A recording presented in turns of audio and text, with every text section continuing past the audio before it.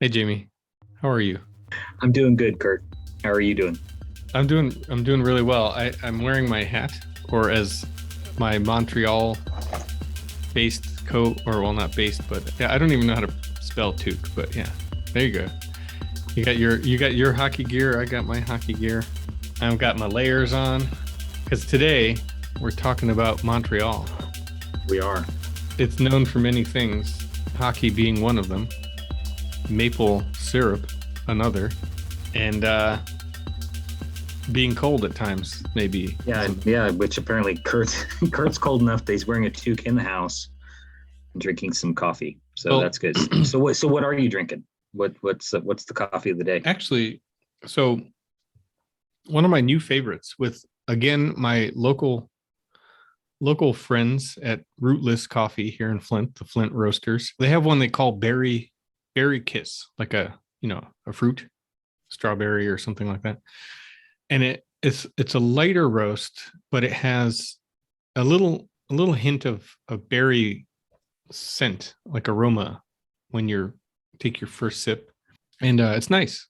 I mean, it doesn't taste like, a fruit coffee or anything, but it has a little bit of a sweet smell. And Yeah, fruit coffee sounds sort of disgusting. yeah, it's not Um, that, but they call it a berry kiss, and I it's got a gotcha. great aroma. Yeah, and so I'm using a Biltmore mug from Asheville, Tennessee, just Get your geography right. Asheville, North Carolina. So anyway, so what about you? What's in that clear glass non-Asheville mug? I am indulging in the Starbucks maple pecan seasonal blend. It's pretty great. Sounds good. I might have to venture out of this house to go find some. Highly recommend.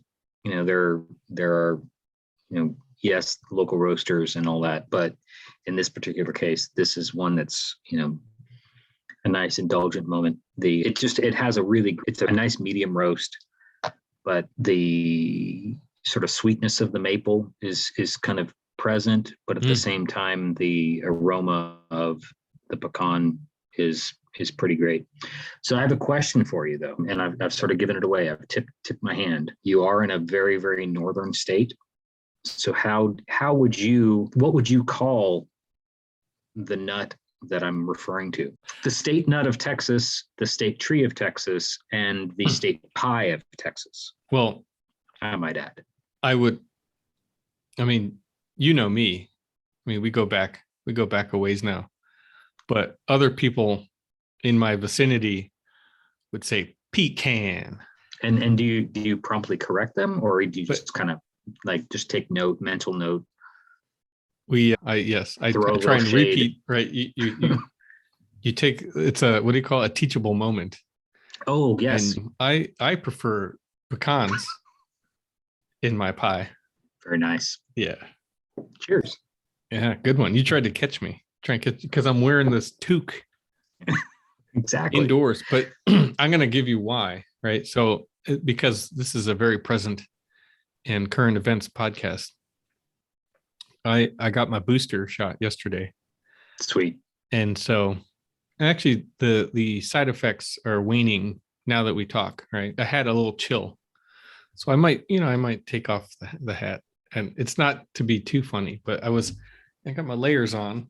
I was feeling a little chilly. Also got my flu shot. I got upsold by the pharmacist, which I've You, never had. you definitely should do both. And to be upsold by the pharmacist in this particular case, this instance, in this time that we live in, probably not a bad thing. Yeah, two for the price of one, which is free. But You just didn't do it at the same. Don't do it in the same arm. Do one oh, and I one.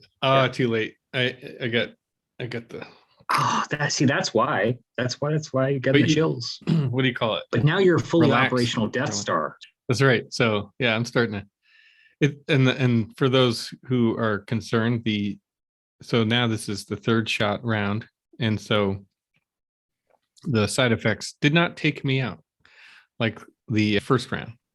It's pretty mild, I can live with this, a little bit of a little achy, in the joints, but that's kind of faded already. And then now just leftover chills. And it's been less than 24 hours since. So, there's the full science breakdown for the, it's, I think a lot of people are concerned about side effects, Danielle is. I am fully operational as well. So cool. Well, anywho, so thanks for obliging and caffeinated. So we're all set. Well, I've been taking the opportunity to indulge on hot beverages all day to smart. Then we got to chill. Yeah, exactly. So we're need one more pot of coffee. Yep, sounds good. Let's do it. So anyway, what we decided to talk about today was a little throwback to some Montreal sketches. Well, one sketch, Montreal, another sketch, New York, I believe, with a little bit That's of correct. Yep. A little bit of a historical significant tie-in that Jamie will make the connection.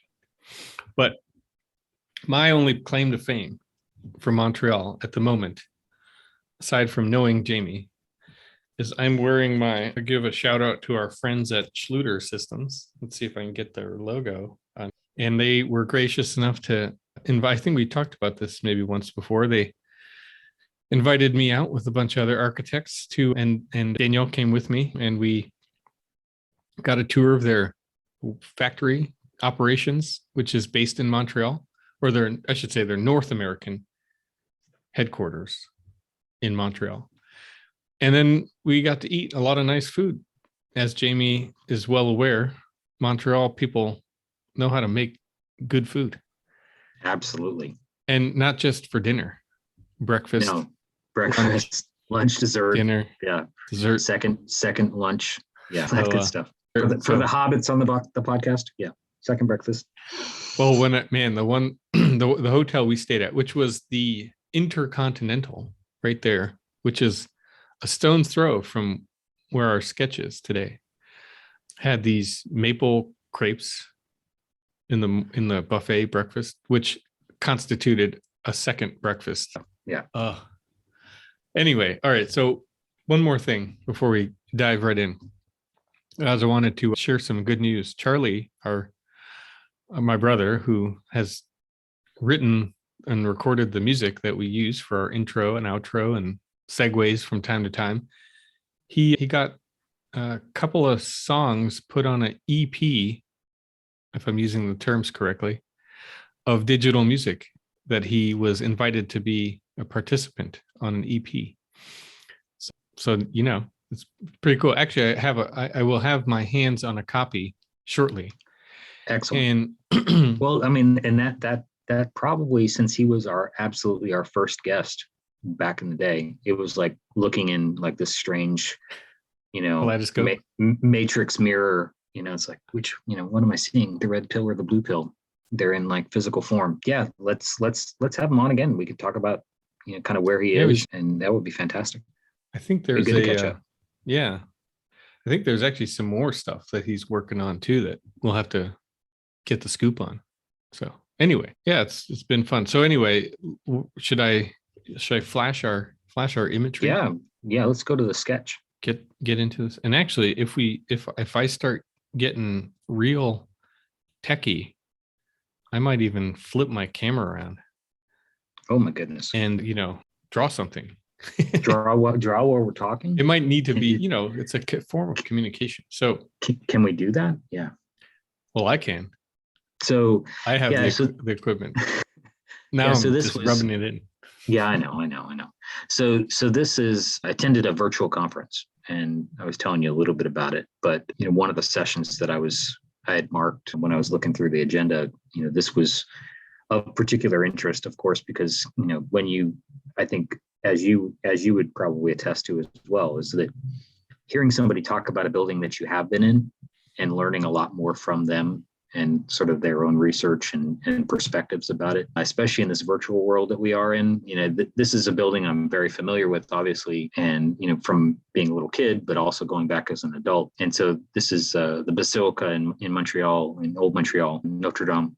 And so the speaker was an architect in Quebec, Daniel, and he had been recently hired to help with some restoration efforts on the church. And what was interesting was he had to do, of course, as a restoration architect, inspect kind of what's there and see it physically, which you see some of those photos at the upper part of the image as he was talking. But at the same time, it was because this building, was built in 1824. It has its own history and has seen multiple iterations of work being done to it. And so some of his work as an architect today is trying to figure out what others had done in the past. It's kind of forensic in nature. That's exactly, I think that's the best way to describe it. And so I really particularly enjoyed the way his delivery was on this, because he sort of described the interest he had obviously in the history, but trying to really kind of understand, both what was going on. He's talking about newspaper clippings and sort of, things historically that were going on in the city at the time, and of these different moments that he could physically see in the building, and then what they have to do, what the archdiocese had sort of enlisted them to do, and in terms of taking care and being a good steward of the building. So it's pretty fascinating. I mean, this is this particular site is the site of the oldest parish on the island. So Montreal is an island, for those who have not heard us talk about my hometown in the past. But and just like in a lot of historical sites, there's buildings that have been there before that aren't there anymore. But this site in particular is sacred in a sense, but at the same time has had a built history. And then in this particular case, this building is dates back to 1824, and then has seen multiple iterations of work being done on it since then. In a previous episode, we talked about chapel in the back. So there's the main nave and altar and image, a lot of wood, intricate woodwork, a lot of stained glass on the inside. A lot of people kind of recognize that image of Notre Dame. But then there's a more modern chapel right behind, and there had been a fire. And so part of the building had burned in the back, and that got reconstructed I believe in the late 60s. Early 70s. And so that was, it has a very, very different treatment to it architecturally, which is, it's really quite stunning, how different it can be. And it also is in wood, but has a different warmth about it, and, clearly of a different age. And it's kind of nice to see. Yeah. And we talked about a couple of times, well, often we're talking about preservation lately, with some of my work projects that I've got, and then some of the work that you're doing at the state office. And some of those, especially with a building like this that he uncovered these various time periods of renovation, and one would hope, right, that whoever was designing and building those modifications over those various time periods was doing the best they could to merge or meld the new and the old, and create these sort of, I don't know how to put it, but like, the significance between what was there and what is now there. And then again, so we talk about this sort of inherited historicism or inherited character when you have a multiple renovation historic structure over time. Well, right? and to your point before about the forensic aspect of it is sometimes trying to understand kind of what you're seeing. And in some documentation, and I think that's always sort of a fascinating part, I think, really for anybody, especially in our discipline, when you get to sort of see other people's drawings. I mean, we talk about my sketches and things in this kind of context, but you and I both talk about our love of looking at other architecture and trying to study it and understand it. And so in this particular case, he's looking at, and his firm is looking at, the work that, documents, previous iterations of this particular building. And then seeing it in the physical form and trying to understand, is it accurate? Did they build it exactly the way that they drew it? And then at the same time, kind of what has changed since then, and what did they have to do in terms of repairs? Were all the repairs captured in a drawing? Is there documentation of that? He alluded to, and haven't been, next time I'm in Montreal, I think it'll be something that I'll definitely pay a little bit closer attention to. But in the main chapel, he was referring to some of the structural columns that they had discovered in some of their work, that from the exterior appearance of them, they appear to be original and have this sort of intricate wood appearance to them. And in that sort of interior space has that. But what alluding to was that some of those structural members, maybe even a lot of them, had been reconstructed over time, or in a particular time, with concrete. And so it was this sort of, and he didn't go into it because it was a relatively short presentation, but it's something I'm interested to kind of circle back to. Is he was like, I'm not even sure how they executed this. And I think that's something that, that for us as practicing architects today is, sometimes, it's not always readily apparent when you're looking at something and it's built, it's been done. You can look at the materials, but you know what was done before, because you maybe even have documentation of what was there before, and you're trying to figure out, how did this happen? How was it done? Yeah. And was it done well enough that it hasn't caused irreparable damage to something else? Yeah. And that was something that he was also talking about, is that there's some areas, especially on the roof, that there was some material choices that weren't good. And over time, they've really degraded. And so now they're having to go back in and fix them. And that's pretty so. Yeah, I mean, that's interesting to even any non-historic building now, right? Is right. the conflict of what we call dissimilar materials. And you have junctions between, a stone and a wood, or a stone and metal. Oops, sorry. And caulk is not going to solve it all. Right. Yes. Yeah. You can't just, Pookie's not going to be the solution to like everything. Is that another Canadian term for? No, that's like a Texas contractor term. Pookie. Pookie.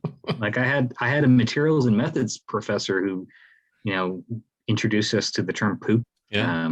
Like not in I think Garfield's teddy bear was named Pookie, maybe, but not in that context. Has nothing to do with Garfield, though. Yeah. No, we're talking about industrial caulks. Yeah, Pookie. Sealants. There's what they call sealants. Sealants. Yes, sealants in the specifications. Yeah, but yeah, you're right. I mean, it's interesting, and then also too, like especially with older. I mean, this building is very old in its origination. 1800s, but 200 years old.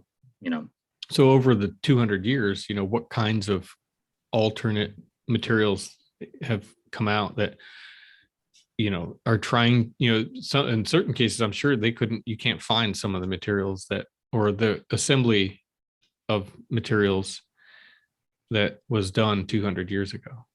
And, well, you can actually see, like in the photo in the upper right, you can see where some of the two stone pieces have been cobbled back together with a metal, and the metal strap is completely exposed to the elements. Right. Yeah. In a drainage plane. Not enough pookie. Yeah, not enough pookie. So not protected. That's not going to last.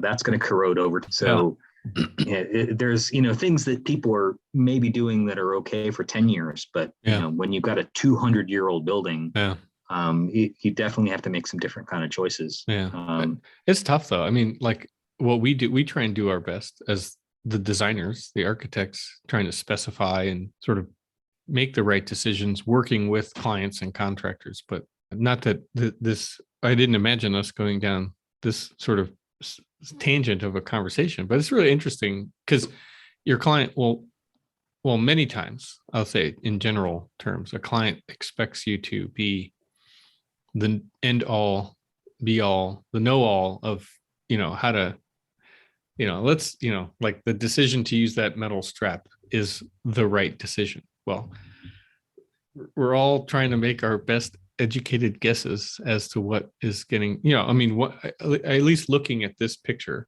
kind of hoping that the team that made that decision was trying to do their best versus slapping a bunch of pookie on there.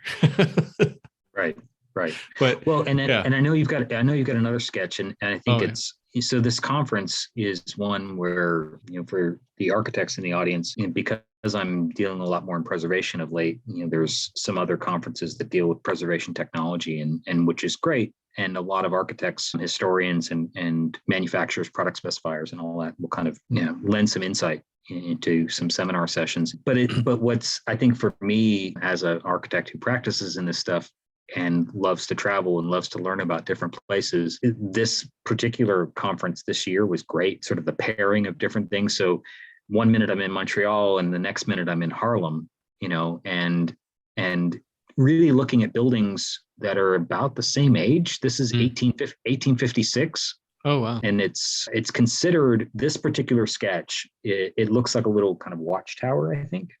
Kind of curious what you think of it as, but right. Yeah. Like a mini lighthouse. I don't know. It's very, a lookout very much or something. There you go. Perfect. I didn't even prompt you. I mean, that's great. So yeah, this was the Harlem Fire Watchtower. Yes. See, that's something that old cities had to have before right. the internet. You can see, yeah, and you can see it there. It says 1856 in the sketch, but it's the oldest cast iron or surviving cast iron structure, in the U.S. Do you remember whereabouts in Harlem, like what streets maybe near? Because I used to take the train into New York and on my way to Columbia, and then take the bus across town and sort of pass right through Harlem, and you could see. So I'm trying to visualize if I've seen this thing, but I don't know.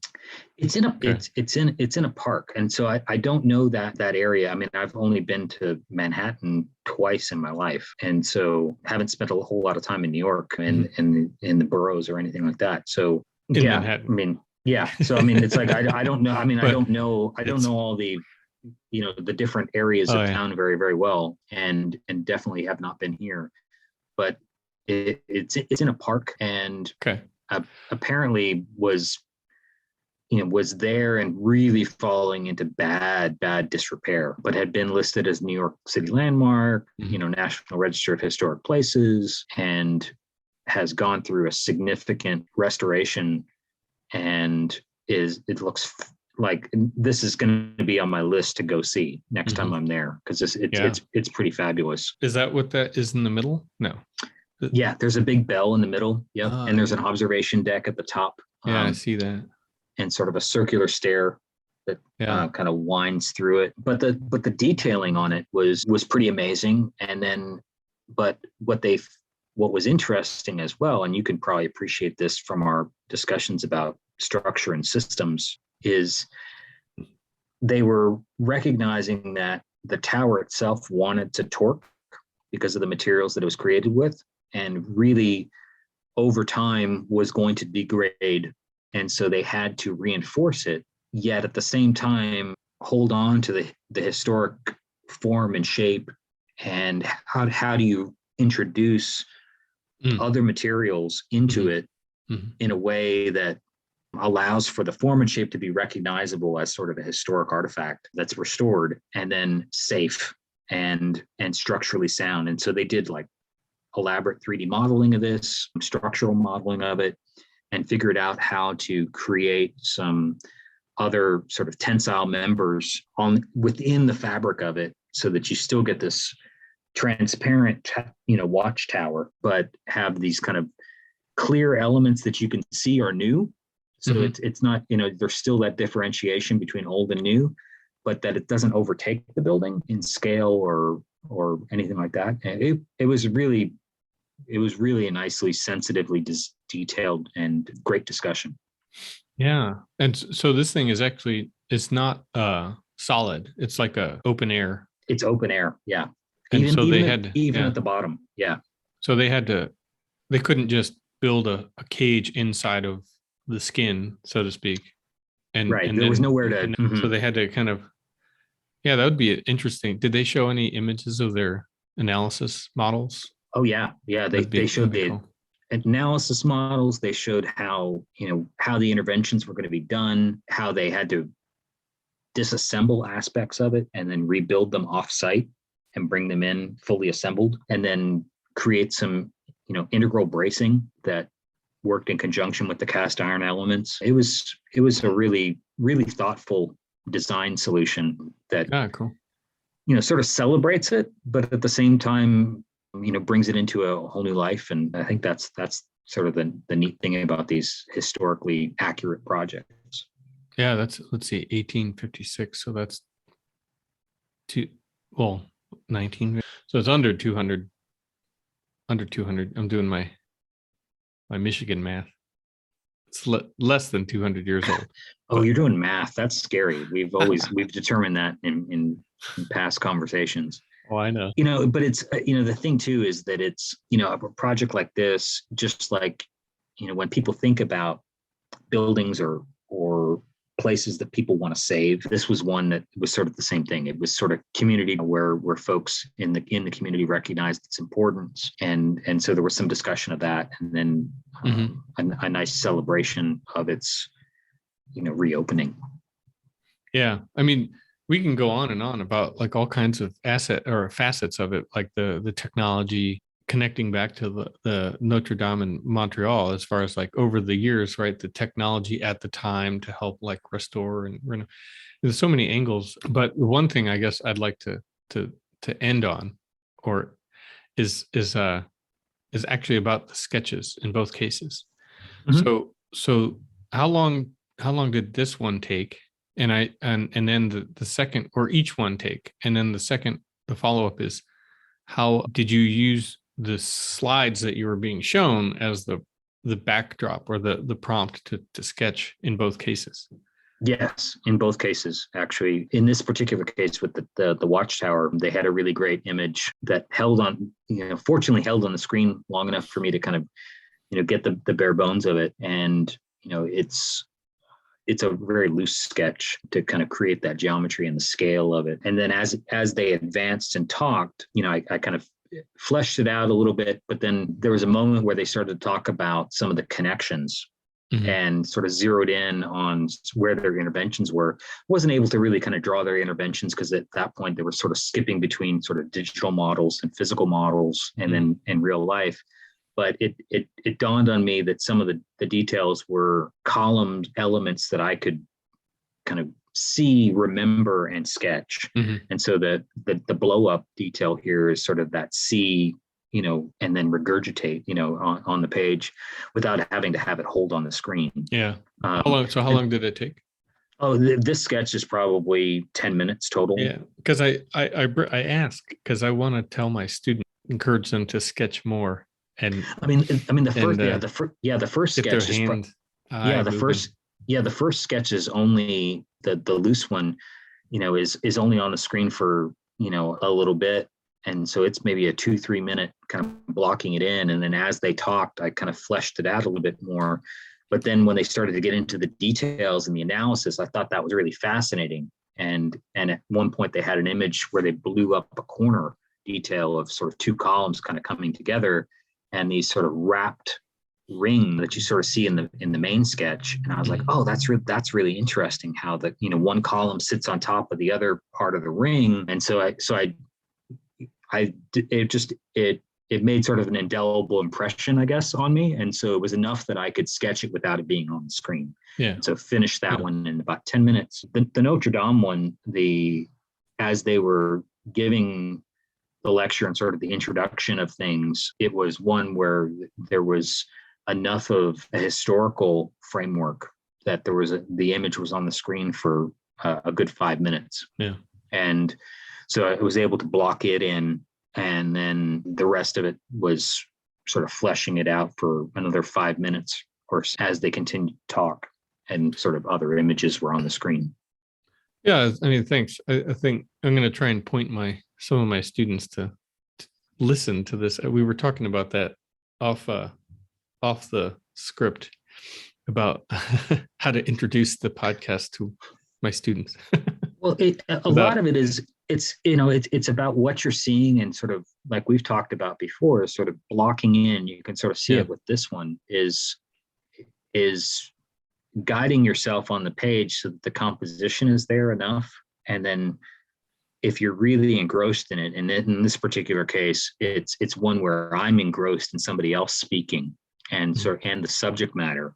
And so I'm able to sort of fill in a lot of that information, and sort of force myself to remember what I'm seeing, even if it's moved off the page, or as they've kind of scrolling through other images, I'm still seeing some of those details, and I'm able to place them into my own, to kind of help me kind of finalize it. But it's still a quick sketch. It's done very quickly, very loosely. There's not a lot of line weight to it. It's more about the form and shape and shadow, trying to capture the volume of it, as opposed to a very precise line weight type drawing. And at the same time, I think it does really kind of capture the essence of that space. And that was, I wanted to, make sure that I mentioned how, seeing this reminds me of standing like right there in front of it. And, because there's this really nice civic plaza right across the front, the tripartite entry space there. And, the three arches, let's just this nice plaza, buildings surrounding plaza on all four sides, with sort of Notre Dame being like the main community function, and then there's other offices and so on. And so I remember being right there, and then down in the distance, like in the corner or the left, there's a little cafe down in the bottom of that building over there, and then off to the right is the kind of part of the I don't know my Catholic spaces, but like the cloister, right? Right. Exactly. Yep. The other function spaces of the overall church compound, kind of wrapping around and then going down the street a little bit, and it's all sloping. It's not totally flat, so it's really neat. Sort of a little bit of a plinth, and a little topography to deal with. But it's nice. It's a nice space. And I think we mentioned I should wrap this up, but the time when we were there, they had a really cool light show inside. I think we talked about it the last time, but just to bring it back, with some of the stained glass spaces, they had like a laser show. Like it was, some lasers that are shooting across the space, but then backlighting some of the other glass and so on, and creating this really atmospheric thing. Is sort of a secular event, not non-religious thing, just being able to utilize the basilica as like a architectural backdrop or a stage, I suppose. No, that's fantastic. I remember you telling me about it, and I hadn't thought about it. But I can imagine. I mean, it is. It's that the space has such a presence, and to activate it that way just sounds pretty fascinating. I'd love to kind of see it. Yeah. I wonder if when you get back there, maybe that would be something they do like that's a new thing. There's a cathedral in San Antonio that they've done a similar thing where you're talking about interior. This was on the exterior, where they've done a light presentation on the facade of the cathedral, where it's the history of San Antonio sort of embedded in this sort of story. And it's, again, architecture as backdrop and sort of activating that space and with using technology. It's pretty great stuff. So anyway, we might pick up on that in a future conversation, but I think we'll call it a day and keep my toucan and say thanks to Jamie.